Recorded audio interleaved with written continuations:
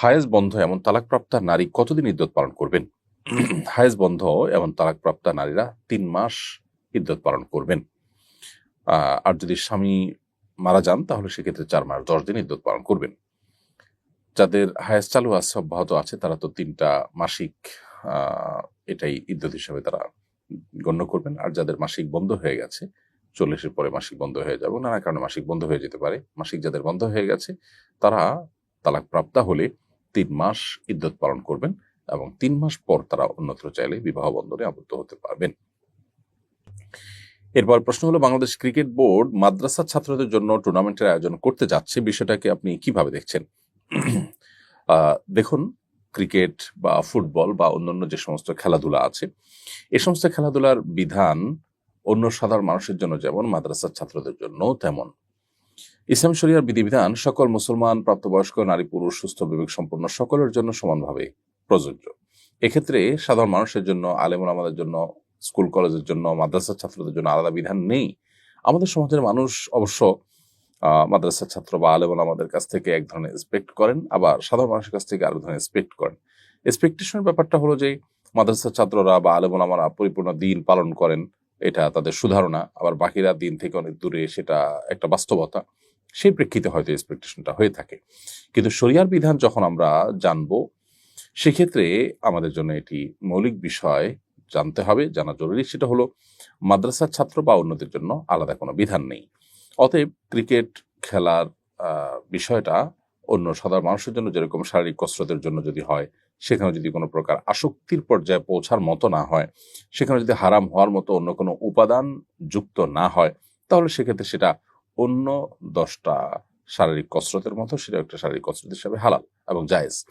এখানে আপনার যদি আপনার টাকনোর উপরে আপনি প্যান্ট রাখেন, আপনি যদি হাফ প্যান্ট না পরেন, অর্থাৎ আপনার সতর উন্মুক্ত না করেন, এবং আপনি যদি আসক্তির লেভেল পর্যন্ত না নিয়ে যান, সেখানে যদি জুয়ার কোনো আপনার আয়োজন না থাকে, সেখানে যদি বিপরদিগির আয়োজন না থাকে, তাহলে এই টুর্নামেন্টে অংশগ্রহণ করা মৌলিকভাবে শারীরিক কসরতের উদ্দেশ্যে এটা জায়েজ আছে। সেটা মাদ্রাসার ছাত্ররা করলেও জায়েজ, বাইরের লোকদেরা করলেও জায়েজ। কিন্তু এর বাইরে যে প্রচলিত আপনার ক্রিকেট বোর্ড বা আন্তর্জাতিক বা দেশীয় যে সমস্ত আপনার খেলাধুলাগুলো হয়ে থাকে, যে সমস্ত টুর্নামেন্ট আয়োজন হয়ে থাকে, সেগুলোতে আমরা জানি যে সেখানে আর্থিক লেনদেনের বিষয়টা থাকে, খেলোয়াড়কে টাকা পয়সা দেওয়া হয় এবং খেলোয়াড় এটাকে পেশা হিসেবে নেন। এমনি কেউ ভালো পারফর্ম করেছে, তাকে আপনি খুশি হয়ে কিছু দিয়েছেন, সেটা তো নাজায়েজ না। কিন্তু এটাকে জীবনের পেশা হিসেবে গ্রহণ করার শরীয়ত দৃষ্টিকোণ থেকে আসলে এটা কোনো শরিয়া যে সমস্ত পেশাকে অ্যালাউ করে বা যে সমস্ত পেশাকে রেকমেন্ড করে, এটা তার মধ্যে পড়ে না। এর বাইরে যদি অন্য কোনো হারাম উপাদানের সাথে যুক্ত হওয়া ছাড়া এমনি টুর্নামেন্ট আয়োজন হলো, সেখানে ভালো যারা করলো তাদেরকে থার্ড পার্টি কেউ পুরস্কার দিল, তারা নিজেরা খেলোয়াড়রা নিজেদেরকে কেউ কারোকে কিছু দিল না, তো এটা মৌলিকভাবে জায়েজ কাজ, সেটা মাদ্রাসার ছাত্ররাও করতে পারে এবং সেখানে হারামের কোনো কথা যেন না থাকে সে বিষয়টা লক্ষ্য করে তারা করলেই হলো।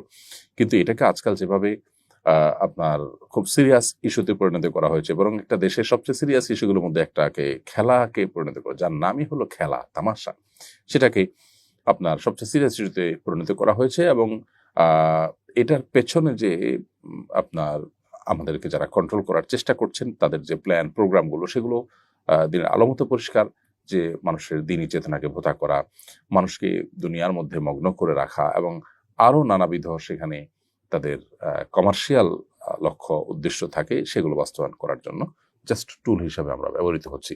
সে বিষয়গুলো আমাদের মাথায় রাখা দরকার। এই সমস্ত টুর্নামেন্ট আয়োজন করার ক্ষেত্রে বা সেগুলোতে অংশগ্রহণ করার ক্ষেত্রে মৌলিকভাবে টুর্নামেন্ট আয়োজন করা কিংবা খেলাধুলা অংশগ্রহণ করা হারামে কোনো কিছুতে লিপ্ত হওয়া ছাড়া এটি নাজায়েজ কোনো বিষয় নয়। অতএব একটি মুসলিম প্রধান দেশে এ ধরনের যত আয়োজন হবে, সেটা মাদ্রাসার ছাত্রদের জন্য হোক, অন্যদের জন্য হোক, সেখানে যেন শরিয়া বিরোধী কিছু না থাকে, সেটা দেখাটাই হলো কর্তৃপক্ষের দায়িত্ব এবং কর্তব্যের অংশ। খোলাসা কথা হচ্ছে, মাদ্রাসা ছাত্ররা এটাতে অংশগ্রহণ করলে সেটা হারাম কোনো উপাদান না থাকলে, কসরত, শারীরিক কসরতের উদ্দেশ্য হলে সেটা অবশ্যই জায়েজ আছে, যেটা অন্যদের জন্য জায়েজ আছে। আর যেটা অন্যদের জন্য হারাম, সেটা মাদ্রাসা ছাত্রদের জন্য হারাম হবে। এরপরে প্রশ্ন হলো, বিদ্যুৎ বিল বিলম্বে দিলে যে আর্থিক জরিমানা আসে, তার বিধান কি? উত্তর হলো, বিদ্যুৎ বিল হোক কিংবা গ্যাস বিল কিংবা অন্য যে কোনো বিল হোক, এই বিলগুলো দেরিতে দেওয়ার কারণে যে লেট ফি নেওয়া হয় বা বিলম্বে ফি নেওয়া হয়, এটা নাজায়েজ এবং সুদের অন্তর্ভুক্ত হয়।